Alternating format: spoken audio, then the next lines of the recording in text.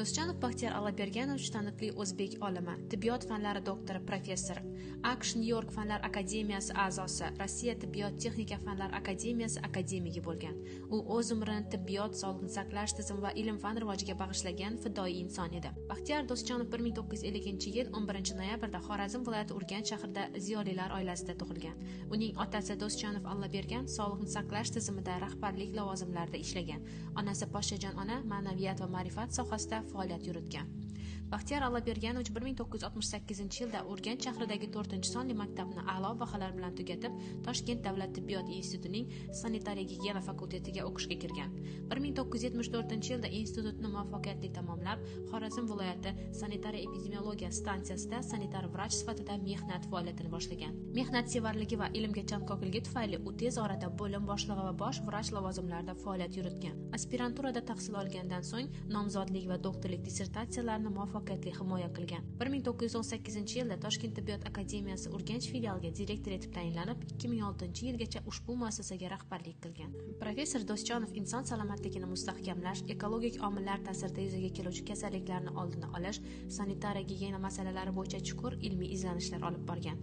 U Xorazm taomlari, shifobaxsh taomlar va sharbatlar, Avesta va tibbiyot kabi kitoblarning muallifi bo'lib, bu asarlar milliy tibbiyotimiz tarixida muhim o'rin egallaydi.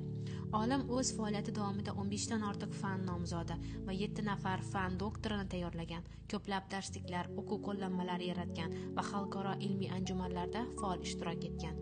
Uning rahbarligi ostida Urganch filiali bir nechta xorijiy davlatlar, Fransiya, Daniya, Koreya, Rossiya va Ukraina ilmiy markazlari bilan hamkorlik aloqalarini yo'lga qo'ygan.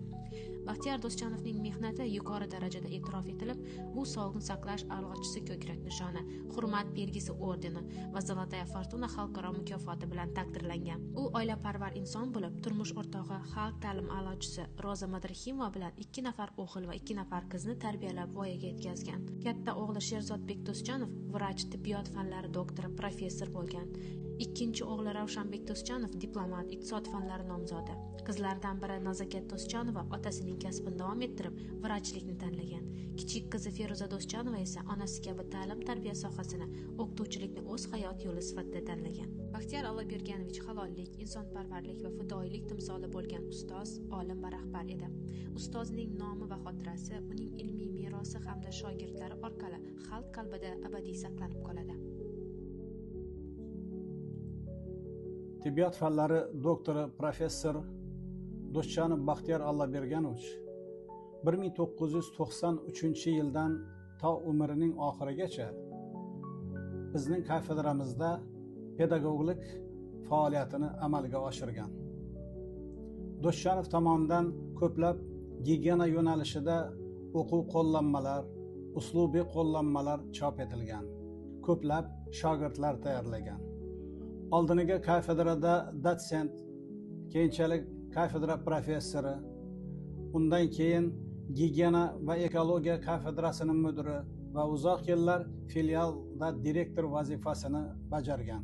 Ustoz Do'stjonov Baxtiyor Alloberganovichning amalga oshirgan ishlari va butun faoliyati uning shogirdlari va kafedramiz xodimlarining xotirasida uzoq yillar saqlanadi. Ustozim Do'stjonov Baxtiyor Alloberganovich bugungi kunda hayot bo'lganlarida 75 yoshni qarshilagan bo'lardilar. Men ustozimizni juda kuchli tashkilotchi sifatida bilaman. Domlamizning rahbarligida 22 fan nomzodi, adashmasam 7 fan doktori tayyorlangan. Qator monografiyalar, o'quv qo'llanmalar, darsliklar yaratganlar ustozimiz.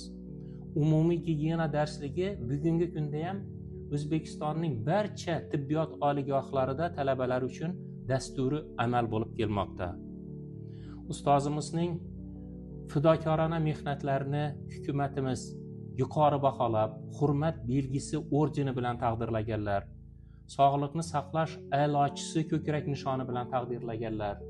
Ustozimni men eslaganda kuchli xotirasi bor rahbar deb bilaman. U kishi raqobatdan qo'rqmasdilar. O'zining yoniga, atrofiga kuchli mutaxassislarni to'plashga harakat qilardilar. Kollektivni jipslashtirib boshqarish qobiliyati u kishida bor edi. Mana shu qaror qabul qilishlarda tavakkalchiliklardan ham qo'rqmasdilar. Shogirdlarga mohir, oqibatli rahbar, jonkuyar ustoz deb hisoblayman. Ilohim joylari jannatdan bo'lsin, oxiratlari obod bo'lsin.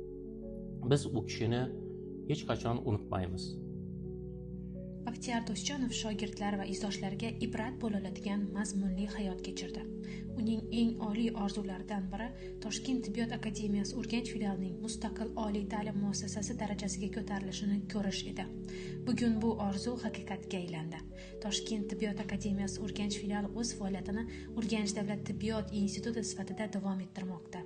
Bu shubhasiz ustozning ilmiy merosi, fidokorona mehnati va vatanparvarlik ruhi samarasidir. Professor Do'stjonov yaratgan ilmiy maktab bugun ham o'z izdoshlari tomonidan munosib davom ettirilmoqda. Uning o'gitlari, ibratli hayoti va yurt uchun qilgan xizmatlari yosh avlod uchun ilhom manbaiga aylangan. Baxtiyor Alloberganovning nomi nafaqat tibbiyot ahli, balki keng jamoatchilik qalbida ham hurmat bilan tilga olinadi. Ustozning yorqin siymosi, ilmga muhabbati va insonparvarligi xotiramizda mangu saqlanadi.